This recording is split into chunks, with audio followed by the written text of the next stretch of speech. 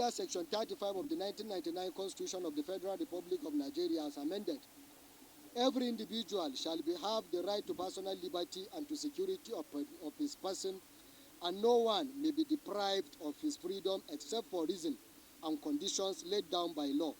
Simply put, no one may be arbitrarily arrested and detained, judging from the action of high powers that be in government.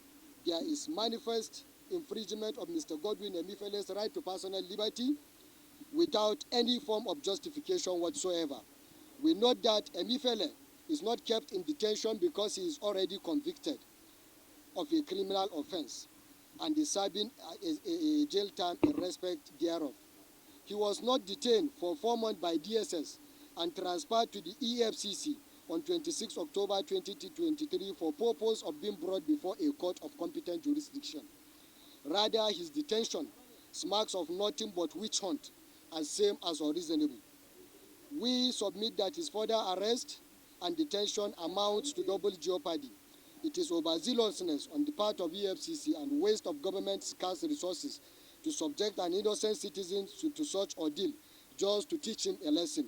Members of the public are worried that the EFCC has allowed itself to be used as an instrument of operation rather than the anti-corruption agencies that it ought to be.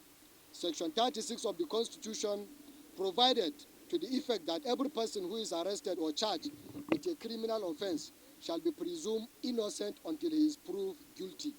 Nigeria practices the adversarial system of justice, which places upon the prosecution the onus of proving an alleged crime beyond reasonable doubt before a defendant can be convicted and sentenced to jail.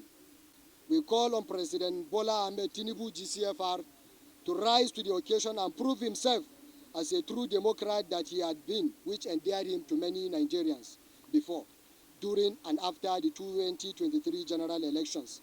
We state authoritatively that the tossing of Mr. Godwin Emefiele like a football in the field from one government agency to another in the name of investigation is unacceptable and will be frontally resisted by all well-meaning Nigerians. On a final note, we hereby demand that Mr. Godwin Emefiele should be released from EFCC detention or be charged to a court of competent jurisdiction within the next 7 days, counting from today. In the unlikely event that this demand is not met after the expiration of the 7 days ultimatum, then the federal government will have the overwhelming population of our coalition to contend with across the country.